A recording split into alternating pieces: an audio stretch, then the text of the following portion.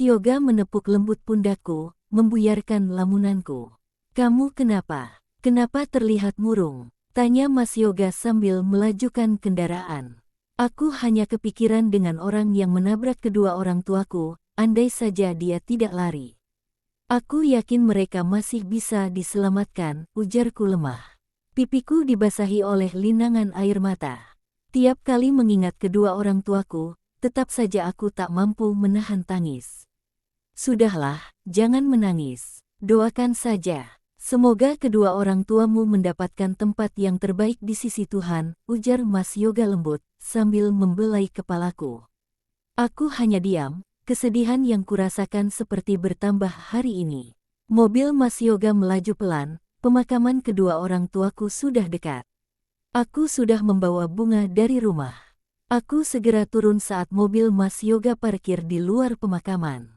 Lalu berjalan menuju pemakaman kedua orang tuaku. Mas Yoga mengikutiku dari belakang. Sampai di pemakaman kedua orang tuaku, ternyata sudah bersih dan ada taburan bunga di atasnya. Paman dan bibi sepertinya baru berkunjung ke sini. Aku segera menaburkan bunga pada makam ayah dan ibu.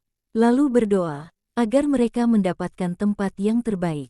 Air mataku membasahi pipi, rindu sekali pada mereka. Sebentar lagi mereka akan menjadi nenek dan kakek, tapi sayang. Karena kecelakaan itu mereka tidak bisa merasakan kebahagiaan itu. Aku menyeka air mata yang membasahi pipiku, di samping kananku berjongkok Mas Yoga sambil mulutnya komat kamit melantunkan doa. Wajahnya juga terlihat sangat murung. Ada linangan air mata yang menghiasi kelopak matanya. Apa sekarang dia tengah mengingat kesalahannya pada kedua orang tuaku? Hingga dia terlihat sangat sedih begini. Sebenarnya apa kesalahannya pada mereka? Aku berdiri duluan, tetap menatap tubuh Mas Yoga yang tengah asyik berdoa untuk kedua orang tuaku.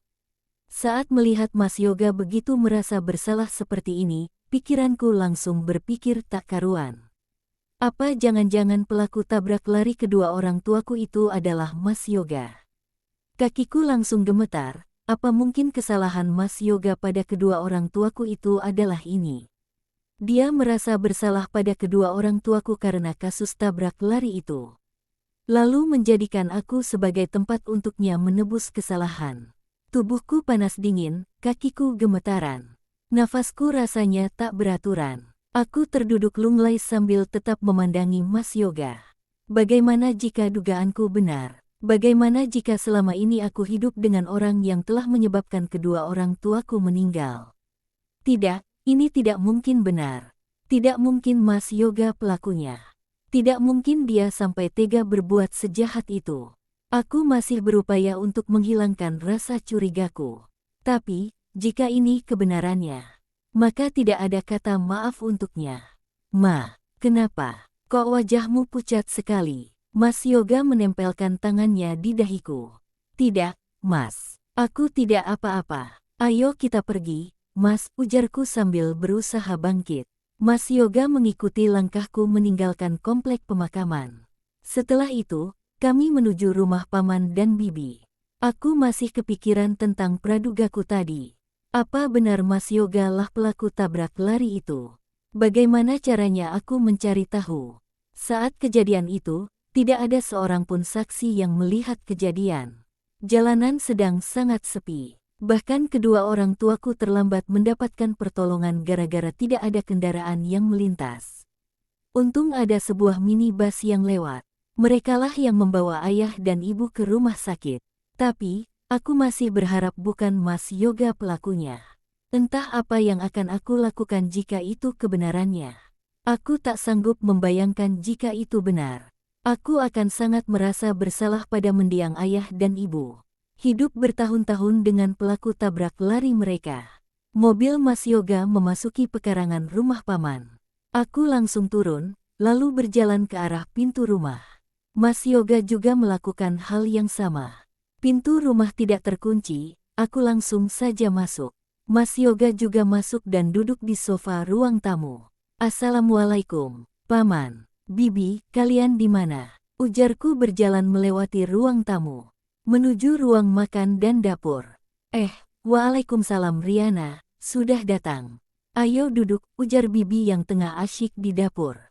Paman mana, Bi? Kok nggak kelihatan? Tanyaku penasaran. Ada, itu di taman belakang. Lagi main sama burung peliharaannya, ujar bibi tersenyum padaku. Dia masih asyik memasak. Riana nemuin paman dulu ya, Bi. Ujarku berdiri dari tempat duduk. Yoga mana? Kamu datang ke sini bareng dia kan? Sudah ke makam ayah dan ibumu? Tanya bibi penasaran. Ada kok Bi, duduk di ruang tamu. Kami barusan dari sana kok, Bi, ujarku berlalu ke arah taman belakang. Di taman belakang rumah, paman tengah asyik memandikan burung peliharaannya. Paman, panggilku sambil mendekatinya. Sontak paman menoleh padaku, lalu tersenyum lebar. Akhirnya datang juga. Dari tadi paman nungguin kamu, ujarnya sambil meletakkan sangkar burung di atas meja. Iya, paman. Tadi kami langsung ke makam dulu baru datang ke sini, ujarku pelan. Kok kelihatannya sedih? Kangen sama ayah dan ibu ya? Tanya paman padaku. Air mata tak mampuku bendung lagi. Aku berlari memeluk paman, lalu menangis di pelukannya. Aku memang teramat merindukan ayah dan ibu. Dari sosok paman terkadang aku melihat dia seperti ayahku sendiri. Karena wajahnya yang terlalu mirip dengan ayah. Riana kangen ayah dan ibu, paman. Ucapku masih terisak menahan tangis. Sudah, jangan menangis lagi. Doakan mereka agar kuburannya lapang, mendapatkan tempat yang terbaik di sisi Tuhan, ujar paman membelai kepalaku dengan lembut. Kamu kesini bareng Yoga kan? Tanya paman padaku. Iya, paman. Dia ada di ruang tamu, ujarku melepaskan pelukan pada paman. Ayo kita ke depan, bibimu sudah selesai masak mungkin. Kita makan siang dulu, ujar paman menggandeng tanganku. Kami berjalan beriringan menuju ruang makan. Ternyata bibi memang sedang menata makanan di atas meja. Ayo, kita makan dulu. Bibi sudah selesai masak, ajak bibi padaku dan paman. Sana, panggil suamimu juga, ujar paman padaku. Aku segera berjalan menuju ruang tamu. Mas, dipanggil paman. Makan dulu katanya, ujarku pada Mas Yoga yang tengah bermain handphone. Dia berdiri lalu mengikutiku ruang makan. Aku lalu duduk di samping bibi sedangkan Mas Yoga duduk di samping paman. Paman, apa kabar? Sapa Mas Yoga pada paman. Terlihat paman tersenyum pada Mas Yoga. Alhamdulillah sehat, sudah lama kita tidak bertemu, ya. Paman sebenarnya pengen ngobrol sama kamu. Ada hal penting yang mau paman katakan, ucap paman pada Mas Yoga. Aku langsung kaget mendengar perkataan paman.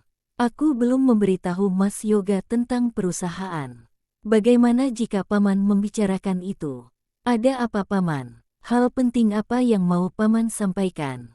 Tanya Mas Yoga penasaran. Nantilah, setelah makan kita bicarakan, jawab paman sambil mulai menikmati makanannya.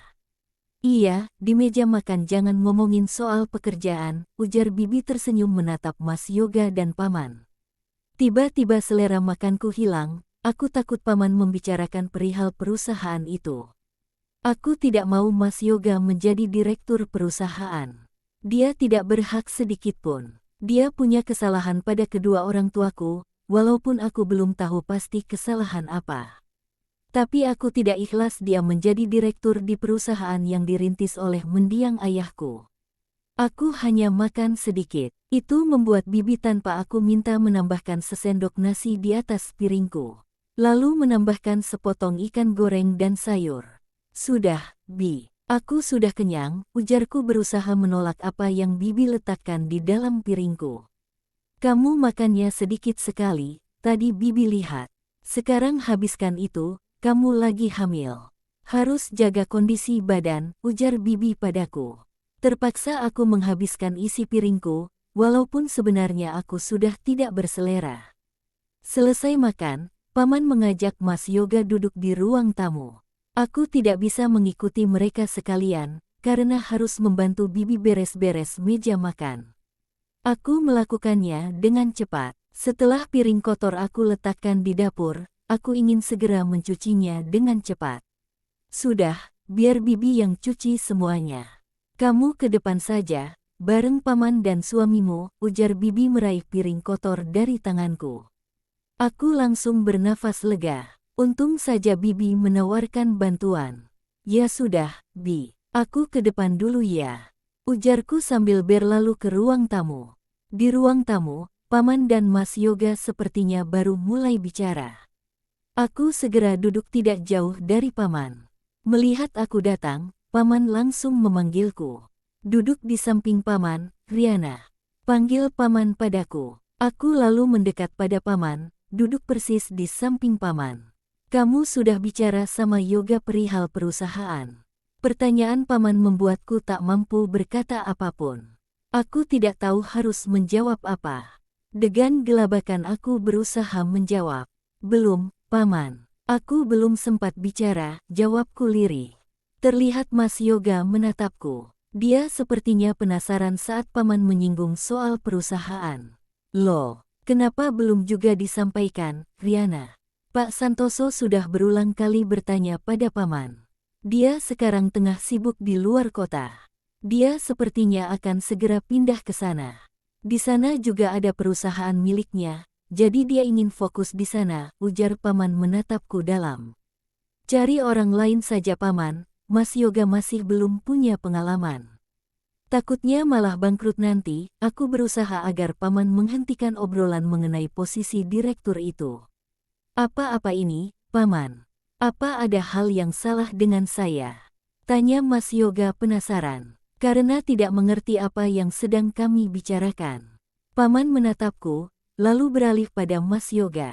Paman dan Pak Santoso, direktur perusahaan tempat kamu bekerja itu, hendak menjadikan kamu sebagai calon direktur yang baru di sana.